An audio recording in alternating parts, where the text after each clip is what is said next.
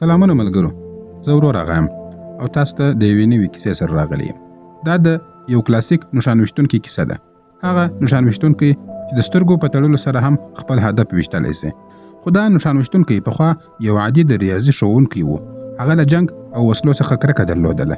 خو یو ورځ د ده سره یو داسې پیښه وسوه چې د یو نرم ښوونکي څخه یو د وینو تږی نښان ویشتونکی جوړ سو. کیسه د اوکراین له یوه کوچني کلي څخه پیلېږي، چیرې چې یو کوچنی کور ښکاره کیږي. په دې کور کې یوه خوشحاله جوړه ژوند کوي. د دغه سړي نوم میکولا دی او د دغه ښځې نوم ناستیا دی. ناستیا د نقاشي او مجسمو جوړولو هنرمنده وه او له لرګیو څخه یې بېلابېلې مجسمې جوړولې. میکولا یو ښوونکی و او په نږدې ښوونځي کې یې ماشومانو ته ریاضي ور زده کوله. هغه یو ډېر ښه استاد و او ټول ماشومان ترې خوشحاله وه، پرته له یوه زده کوونکي څخه چې نوم یې ایوان و. ایوان ډېر بد چلند لرونکی هلک و. هغه به هره ورځ په ټولګي کې د میکولا بېعزتي کوله. ایوان د یوې شتمنې کورنۍ څخه و، خو میکولا غریب سړی و. همدا وجه وه چې ایوان به د میکولا په جامو او د هغه په شکل سره ملنډې وهلې او دا کوشش یې کوي چې میکولا د دې کار څخه ستړی سي او بالاخره پر هغه لاس پورته کړي، تر څو ایوان پر هغه باندې شکایت وکړي او میکولا له ښوونځي څخه وشړل سي. خو میکولا یو ډېر آرام انسان و. هغه د ایوان خبرو ته اهمیت نه ورکوي او په خپل ساده ژوند سره ډېر خوشحاله و. میکولا په کور کې هیڅ برقي وسایل لکه تلویزیون نه درلودله، نو د نړۍ له حاله څخه بېخبره و. یو ورځ چې میکولا په ښوونځي کې و، د تلویزیون له لارې څخه خبر سو چې روسیې په اوکراین باندې حمله کړې ده. ډېر سرتیري وژل سوي دي او روسیې د اوکراین څخه ډېر ځایونه هم نیولي دي. ماښام چې میکولا کور ته راغلی، خبر سو چې میرمن یې حامله ده. هغه ډېر خوشحاله سو ځکه اوس به پلار کیږي. دواړو دا خوښي یو ځای ولمانځله. بله ورځ میکولا له خپلې میرمنې سره مخه وکړه او په بایسکل باندې د ښوونځي خواته روان سو. خو پر لاره یې دوه سرتیري ولیدله چې نابلده یونیفورم یې اغوستی و او سګرېټ یې هم لګولی و. دا یونیفورم د اوکراین د پوځ په رقم نه و. نو میکولا حیران سو. په زړه کې یې وویل ښایي حکومت د دې یونیفورم وربدل کړی وي. نو ډېر یې فکر ورته ونه کوي او خپلې ښوونځي ته ورورسېدی. خو کله چې ښوونځي ته ورغلی، ټوله ښوونځي تشه وه. هېڅ ماشوم یا زده کوونکی نه و راغلی. د هغه فکر ګډوډ سو. تلویزیون ته یې پام سو. هغه کې ویل کېدله چې روسیې سرتیري اوکراین ته ورننوتلي دي. اوس میکولا پوه سو چې پر لارې کوم سرتیري دلې وه، هغه روسي سرتیري وه. دا چې یې میرمن یوازې په کور کې وه، دی سخت وارخطا سو. سمدستي خپل پر بایسکله باندې سپور سو او په منډه د کور خواته ور روان سو. خو ډېر ناوخته سوی و. کور ته چې ورسېدی، دوه روسي سرتیري یې میرمنه وهله. میکولا هڅه وکړه چې د خپلې میرمنې مرسته وکړي، خو سرتیرو دی هم ووهي. میکولا په ژړغوني اواز سره ورته وویله چې زما ښځه حامله ده، مه یې وهئ. خو هغوی ونه منله او دواړه یې ښه وټکوله. وروسته یو روسي سرتیري د کور پلټنه وکړه، خو هیڅ ورته په لاس ورنغله. نو غوسه سو او کور ته یې اور واچوي او هغه یې وسوځوي. نستیا چې خپل کور سوځېدلی ولیدی، په غوسه سوه. یوه ډبره یې پورته کړه او سرتیري یې په وویشتی، خو یو سرتیري پر هغې باندې ډزې وکړې او نستیا ځای پر ځای باندې مړه سوه. میکولا خپله میرمنه د خپلو سترګو په وړاندې مړه ولیدله. ځمکه یې د پښو څخه کش سوله او بې حاله سو. هغه ورمنډه کړله، میرمنه یې په غېږ کې ونیول او په ژړا سو. څو ساعته وروسته دوه اوکرایني سرتیري راغلل. د ناستیا مړ بدن یې ولیدی. دوی پر میکولا باندې ډېر خفه سول او د تسلۍ لپاره یې لاس پر اوږه ورکښېښودی. هغوی د ناستیا د ښخولو لپاره قبر وکیندی او میکولا ته وویل چې خپله میرمن په عزت سره خاورو ته ور وسپاره. میکولا د دننه څخه ډېر مات سوی و. اوس هغه یوازې پاته و، نه کور ورسره و، نه میرمن او نه هم ماشوم. هغه په غوسه او د بدل په اور کې سوځېدی. هغه سرتیري چې د ده میرمن یې ویشتلې وه، هغه د ده لپاره تر هر څه مهم و او هغه د ده د وژلو هدف و. نو یوازینۍ لاره دا وه چې باید د اوکراین له پوځ سره یو ځای سي. میکولا له سرتیرو څخه وغوښتله چې ما هم له ځانه سره بوځه، زه غواړم د اوکراین پوځ ته داخل سم. هغوی میکولا په موټر کې کښېنوي او پوځ ته یې بوتلي. تر روانېدو مخکې میکولا هغه کوچنۍ لرګۍ مجسمه له ځانه سره واخیستله چې د ده میرمنې د ده د ساتنې لپاره جوړه کړې وه.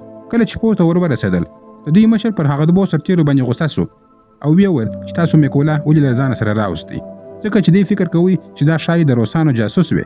خو کله چې د میکولا کیسه واورېدله، د ده د میرمنې د مرګ او د کور د سوځېدو په دردناکه حالات سره خبر سول، نو پوه سوه چې میکولا رښتیا وایي. میکولا ورته وویل زه نور د ژوند لپاره هیڅ دلیل نه لرم، زه باید هغه روسۍ ووژنم او خپل وطن آزاد کړم.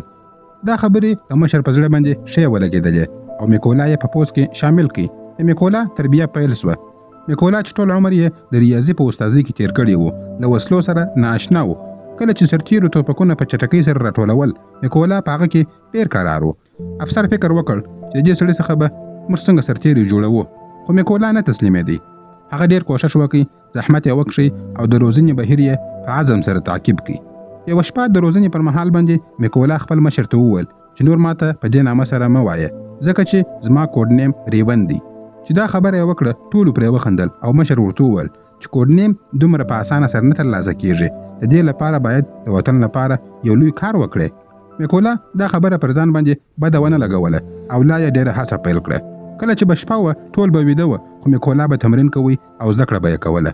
یوه ورځ مشر ټولو سرتیرو ته وویل چې زموږ سنایپر والا سرتیري ډېر کم دي او باید موږ د هغو شمېر زیات کړو تر څو له روسانو سره سیالي وکړو. مشر وپوښتله څوک غواړي سنایپر چلوونکی سي؟ یو شمېر سرتیري ودرېدل او میکولا هم ورسره ودرېدی، ځکه هغه هم سنایپر کېدل غوښتل. کله چې میکولا ودرېدی ټولو پرې وخندل.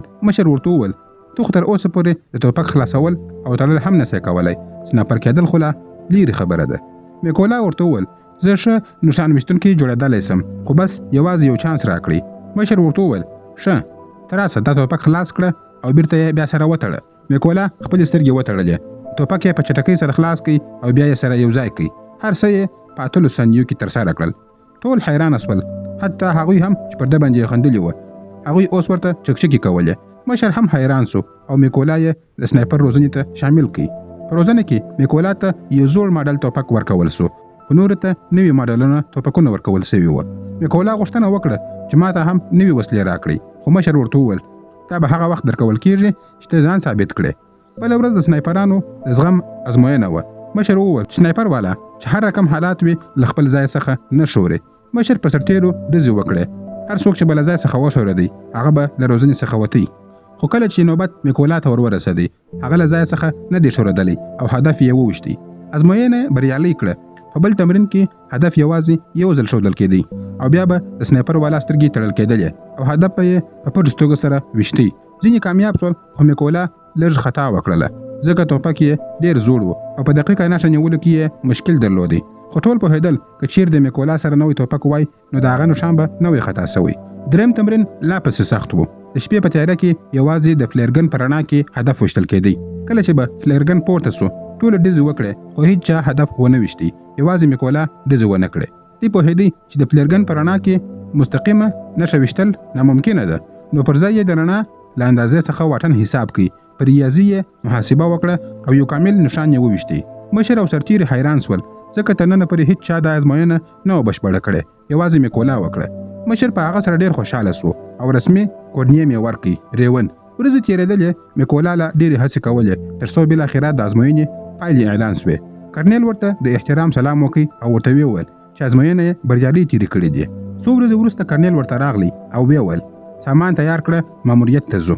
دوی خبر سول چې روسیې عسکر یو چوک پوینټ نیولی دی او اصلي کیسه له همدې ځای څخه پیلېږي. میکولا او ټیم یې سیمې ته ورورسېدل، هدفونه یې ونیول او چمتو کښېنستل چې غوښتل یې پر روسانو باندې ډزې وکړي. یو موټر د چک پوینټ خواته راغلی. کرنیل وویل ډزې مه کوئ. روسانو موټر ودروي. خلکو ته یې وویل راښکته سئ.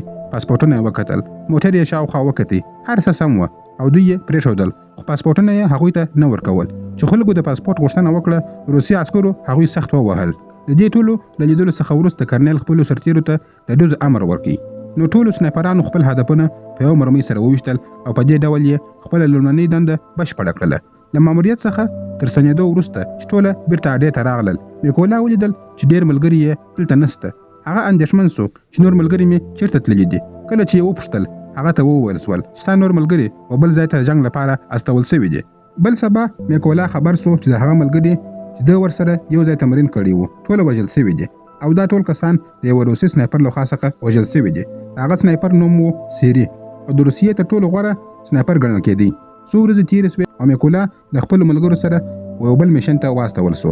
کله چې هغوی یو ځای ته ورسېدل نو میکولا په ټولو شاوخوا سیمو کې ماینونه کېښودل او خپل موقعیت یې ونیوی. لږ وروسته روسي سرتیري راورسېدل او ایوان هم ورسره و. ایوان هماغه هلک و چې د ښوونځي په وخت کې یې میکولا ځوروي او اوس هغه د روسیې د پوځ سره یو ځای سوی و. کله چې کرنل د ډزو امر وکړي میکولا لږ ودرېدی ځکه نه یې غوښتل چې خپل پخوانی زده کوونکی ووژني. په پای کې میکولا خپل احساسات یوې خواته کړل او پر ماینونو باندې یې ډزې وکړې. زوروره چاودنه وسوه. د ټولو روسي سرتیرو په ګډون سره ایوان هم ووژل سو. کله چې هر څه آرام سول، کرنل په غوسه له میکولا څخه وپوښتله چې کله ما د ډزو امر وکړي تا څه فکر کوئ؟ میکولا ځواب ورکړ چې د روسانو په منځ کې زما یو زده کوونکی و، نه مې غوښتل چې هغه ووژنم. دلته کرنل ورته وویل چې ته باید غمجن نه سې، ځکه هغه ستا زده کوونکی نه بلکې ستا دښمن و او د روسیې د پوځ سره یو ځای کېدل د هغه خپله پرېکړه وه. له میشن څخه وروسته ټول اډې ته راوګرځېدل. کرنل په میکولا باندې بشپړ باور درلودی. هغه ډېر وخت له میکولا سره تېروي. همدلته کرنل میکولا ته د خپلې کورنۍ عکس ور وښودی او ورته ویل چې موږ 3 کسان یو. زما 2 لوڼې نه پوهېږي چې زه سرتېری یم. ما ورته ویلي دي چې زه کاروبار کوم او زما مېرمنې هم دې ته دا خبره نه ده کړې چې زه یو سرتېری یم. په هماغه ځای کې میکولا هم کرنل ته خپله ټوله کیسه وکړه چې روسي سرتېرو څنګه په بېرحمۍ سره د هغه مېرمنه وژلې وه. میکولا ډېر احساساتي سو، خو کرنل هغه ته تسلي ورکړه. سبا سهار دوی د بل مهم میشن لپاره روان سول. دا میشن ډېر مهم و ځکه هغوی ته خبر ورسېدلی و چې د روسیې سرتېرو یوه ډله به له هغه لوري څخه تېرېږي. کرنل او میکولا ژر ځای ته ورسېدل او موقعیتونه یې ونیوله. لږ وروسته یې ولیدل چې 2 روسي سرتېر د خپل ټیم وفاتو کسانو ته منتظر ولاړ دي. میکولا دلته دوی وپېژندل چې په هغو روسي سرتېرو کې یو هماغه عسکر دی چې د هغه مېرمن یې وژلې وه او هغه د میکولا په مستقیم هدف کې و. میکولا د ډزو اجازه وغوښتله خو کرنل ورته اجازه ورنه کړه. میکولا په غوسه کېدی ځکه هغه عسکر یې د خپل غم لامل ګڼي او پوځ ته د راتګ یو لوی سبب یې هغه بلي او غوښتل یې چې د خپلې مېرمنې غچ واخلي. میکولا دوهم ځل هم د ډزو اجازه وغوښتله خو کرنل بیا هم منع کړي. خو دا ځل میکولا د خپلې غوسې او احساساتو څخه ځان ونسو ساتلی او ډزې یې وکړې. مرمۍ سیده په هغه عسکر کې وموښتله او هغه ووژل سو. خو بد خبر دا و چې روسانو د دې موقعیت پیدا کړي. کرنل په قهر سو، ویل دا دې څه وکړه؟ خو تر دې هم بد څه پېښ سول ځکه د روسیې تر ټولو خطرناکه سنایپر ویشتونکی سیري هم نږدې په کمین کې ناست و او هغه هم د دوی ځای معلوم کړی و. کرنل پوهېدی چې سیري نږدې دی، نو د هغه د ځای د معلومولو لپاره هڅه وکړه. خو مخکې له دې چې د یو څه وکړي، سیري هغه پر داسار باندې پر مرمۍ وویشتی او کرنل ځای پر ځای باندې مړ سو. میکولا ته ښه معلومه سوه چې څومره لویه تېروتنه یې کړې ده. د ده د دې غلطۍ له امله کرنل وژل سوی دی. میکولا پوه سو چې روسانو د دې ځای معلوم کړی دی. بل لوري ته روسانو هم پر دې باندې مرمۍ او بمبار پیل کړي. میکولا د وضعیت د خرابېدو په لیدلو سره د شاتګ پرېکړه وکړه. هغه ټوپک پورته کړی او جګړه یې روانه وساتله. میکولا ډېر غمجن و او خپله ګناه یې احساسوله. د هلته قسم وخوړی چې سیري به حتما وژني او د کرنل غچ به اخلي. ډېر ژر میکولا ته د 2 روسي سنایپرانو خبر ورسېدی او سمدستي نوي میشن ته ور روان سو. د ځای ونیوي او هدف یې ښه په نښه کړي. ډېر ژر یې یو سنایپر والا ووژي خو بل سنایپر والا پر ده باندې ډزې وکړې او دی یې پر اوږه باندې زخمي کړي. خو میکولا بیا هم نه تسلیمېدی او هغه بل سنایپر والا یې هم ووژي. اوس چې سخت ټپي سوی و نو یوې پټې اډې ته ولاړی او هلته یې لږ استراحت وکړي. په همدې وخت کې ورته د پوځ له میجر څخه ټلیفون راغلی او ورته ویل چې موږ د هغه سنایپر په اړه باندې معلومات پیدا کړي دي چې کرنل یې وژلی و. میکولا بیرته اډې ته ورسېدی او میجر ټولو ته د هغه سنایپر په اړه باندې معلومات بیان کړل. میجر وویل د هغه سنایپر والا نوم چې دی سیري دی او د روسیې تر ټولو تکړه سنایپر ویشتونکی دی. د هغه هدف تر اوسه پورې نه دی غلط سوی. سیري د اوکراین 6 تر ټولو تکړه سنایپر والا وژلی دی. نو موږ باید پر هغه باندې هیڅکله د کمزوري فکر ونه کړو. میجر وویل سیري لومړی اوکرایني سرتېري وژني او بیا یې ویډیو جوړوي او په ټولنیزو رسنیو کې یې خپروي تر څو د اوکراین د سرتېرو روحیه ور کمزوري کړي. نوموړی سنایپر معمولا خپل ځای نه بدلوي او د یوه ځانګړي ځای څخه هدفونه ولي. اوس دې پلان جوړ کړي چې د سیري موقعیت ته به 2 ډلې ولېږي. د پلان له مخې لومړۍ ډله به له مخامخ لوري پر روسانو باندې برید کوي او کله چې هغوی هلته بوخت سول نو دوهمه ډله به له شا څخه پر دې باندې برید کوي. له دې موقع به میکولا استفاده کوي او ودانۍ ته به ننوځي او سیري به له منځه وړي. له بشپړ پلان وروسته دوی هغه ځای ته ولاړل. ځای ته د رسېدو څخه وروسته ټولو سنایپرانو خپل ځایونه ونیوله او خپل هدفونه یې تنظیم کړل. هلته میکولا هم ودانۍ ته په پټه سره ورننوتی. دننه د 2 روسي سرتېرو سره مخ سو چې هغې په خبرو باندې بوخت وه. میکولا دواړه سمدستي ووژل او مخکې ولاړی. د دې څخه وروسته د پلان له مخې هغه خپلو کسانو ته اشاره ورکړل. کله چې اشاره ورکړه دلته سنایپرانو والا ټول سرتېري ووژل. بل خواته سیري پوه سو چې د هیڅ ملګري ورته راپور نه ورکوي. زړه یې لږ ناارامه سو او د ودانۍ چت ته ور وختي چیرې چې یو روسی سنایپر ویشتونکی له مخکې څخه هم موجود و. خو چې دی پورته ورغلی او سنایپر والا یې ولیدی هغه له مخکې هم مړ سوی و. د دې په لیدو سره هغه نور هم ورخطا سو. اوس سیري پوه سو چې د اوکراین عسکرو هغه له هرې خوا څخه محاصره کړی دی. هغه له خپل مرکز څخه د مرستې غوښتنه وکړه خو هغوی ورته وویل چې 10 دقیقې نور هم وخت نیسي.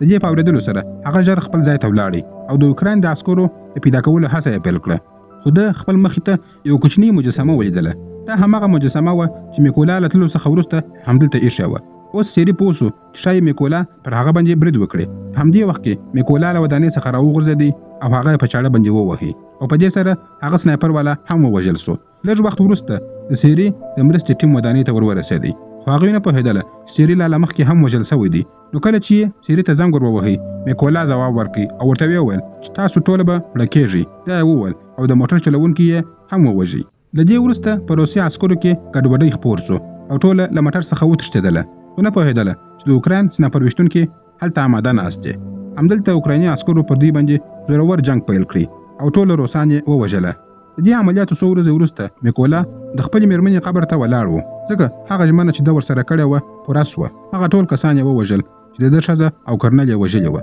هلته میکولا قسم وخوړی چې تر وروستۍ ساه پورې به د خپل وطن خدمت کوي او د دې په ویلو سره هغه له دې ځای څخه ولاړی او د فلم کیسه همدلته پای ته رسېږي که مو ویډیو خوښه سوې وي ویډیو لایک او شیر کړئ او زموږ یوټیوب چینل هم سبسکرایب کړئ یو ښایسته کمنټ راته وکړئ ستاسو د ښایستو کمنټو څخه ډېره مننه تر بلې ویډیو پورې مو الله ملس مننه